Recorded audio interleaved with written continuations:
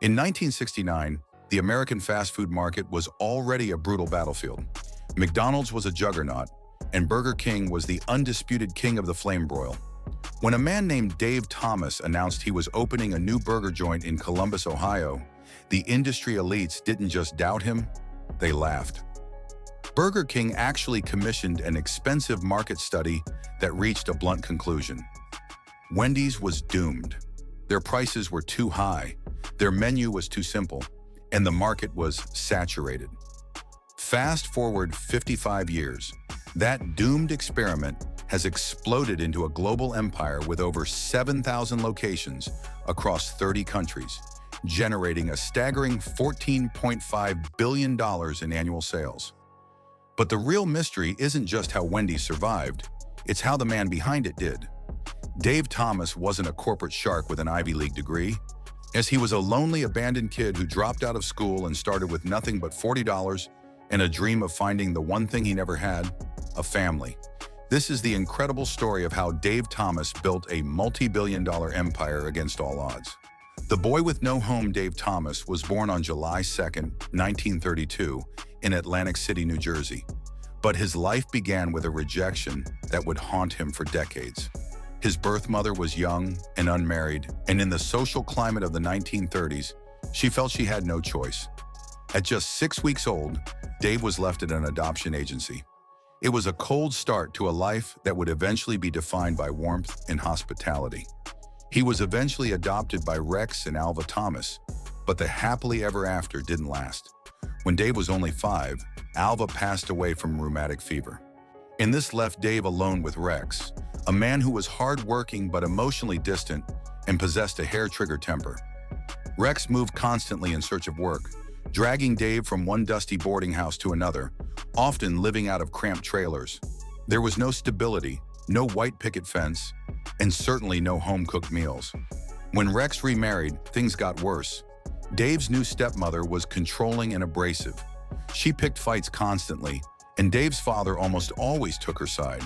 In a house full of conflict, Dave learned to be invisible. He became painfully shy, retreating into a shell of silence. But amidst the loneliness, there was one bright spot: the diner. Because their various living arrangements rarely included a kitchen, Dave and his father ate out constantly. In those small-town diners, our Dave saw something that fascinated him. He watched families laughing over meals, parents wiping their children's faces, and friends sharing secrets over coffee. To Dave, a restaurant wasn't just a place to get a burger, it was a sanctuary. It was the only place he felt safe. At 8 years old, while other kids were dreaming of being astronauts, Dave Thomas made a silent vow. He would one day open a restaurant where everyone felt welcome. He wanted to create the family environment he was desperately missing at home. The $40 gamble. By age 10, Dave was obsessed with work. He lied about his age to get jobs at grocery stores and bowling alleys, desperate for the independence that money provided. He was even fired from a Walgreens at age 12 when they realized he was a legal liability. But eventually, he landed at the Regus restaurant in Knoxville, Tennessee. This was his true education. He didn't care about geography or algebra. He cared about the rhythm of a professional kitchen, the hiss of the grill, and the art of the perfect customer interaction. When his father moved the family again to Fort Wayne, Indiana, 14-year-old Dave found a job at the Hobby House restaurant. The owner, Phil Claus, became the mentor Dave never had. Claus was a man of high standards who wasn't afraid to pick up a mop, even in a suit. Dave thrived there, but when his father announced yet another move, Dave finally drew a line in the sand. At 15, he stayed behind. He dropped out of school, moved into the local YMCA, and worked 50 hours a week. He chose a kitchen over a classroom because, to him, the kitchen felt more like home. In 1950, odds with the Korean War looming, Dave enlisted in the Army early to have some control over his fate. He didn't want to carry a rifle. He wanted to run a mess hall. By age 18, he was a staff sergeant in Germany, feeding thousands of hungry soldiers every day. This taught him the industrial side of food: logistics, speed, and absolute consistency under pressure. When he returned to the Hobby House in 1953, he was no longer a shy kid. He was a seasoned leader, but he was only making $75 a week, and he now had a wife, Lorraine, and a growing family to support. He needed a breakthrough. That breakthrough walked through the door in the form of a 65-year-old man in a white suit and a string tie, Colonel Harlan Sanders, the KFC connection. In the mid-50s, when Colonel Sanders was traveling the country trying to sell his secret recipe of 11 herbs and spices, Phil Claus decided to take a chance on the Colonel's chicken, and Dave Thomas was the man tasked with making it work. Dave didn't just cook the chicken, he innovated the entire business model. He noticed that people were starting to value convenience more than ever, so he helped pioneer the takeout concept, creating dedicated areas for quick pickup. This simple change saw sales skyrocket to $4,000 on Sundays alone. Huge money for the 1950s. But by 1962, Phil Claus was in trouble. He had 4 failing KFC franchises in Columbus, Ohio, and was drowning in $250,000 of debt. He made Dave a desperate offer. If you can save these 4 restaurants, I'll give you 40% ownership for just $65. It was a suicide mission. Why, even Colonel Sanders told Dave he was making a massive mistake. But Dave packed his bags, took his last $40, and moved to Columbus. He stripped the menu down to the basics, focused on extreme cleanliness, and even invented the iconic revolving red bucket sign to grab drivers' attention from the highway. In just 6 years, Dave turned those failing stores into gold mines.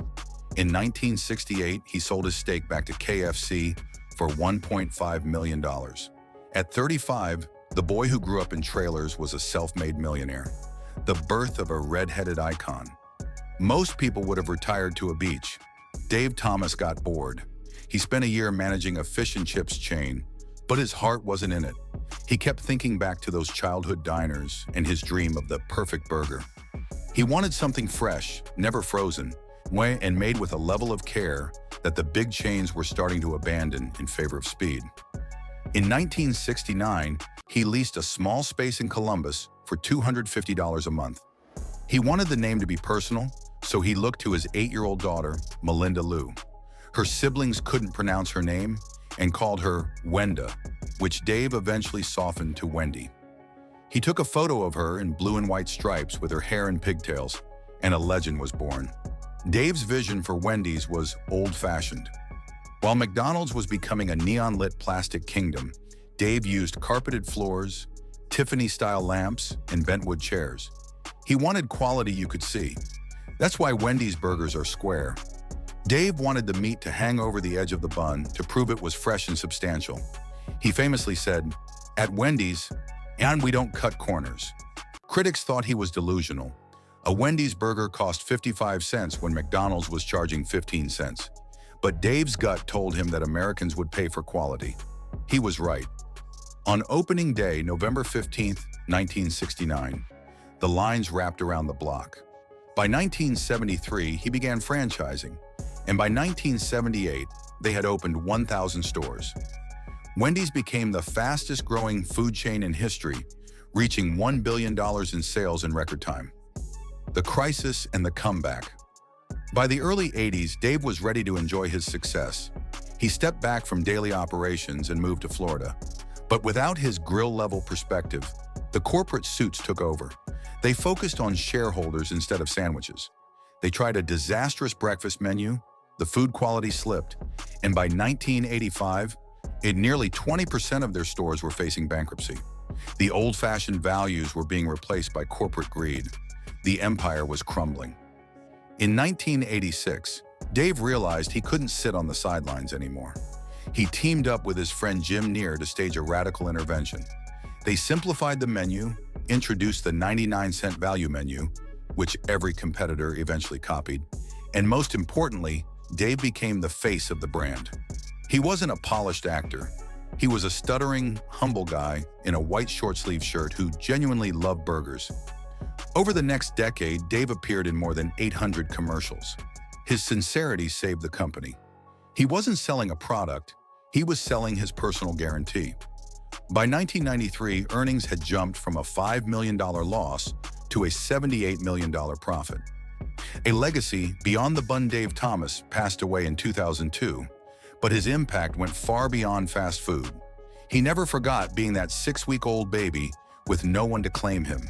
He used his massive wealth to start the Dave Thomas Foundation for Adoption, which has since helped thousands of children find permanent, loving homes. He became a leading advocate for foster children, proving that his childhood pain had been transformed into a global force for good. He even went back and got his GED in his 60s, just so he could tell kids that dropping out was his biggest mistake. He didn't want anyone to use his success as an excuse to quit school. Dave Thomas proved that your beginnings don't define your end. He took a life defined by absence and turned it into a legacy of abundance. Next time you see those red pigtails, remember it wasn't built by a corporation. It was built by a kid with $40 and a dream of a place where everyone belongs. If you found Dave's journey as inspiring as we did, hit that like button and subscribe for more deep dives into the empires that shaped our world.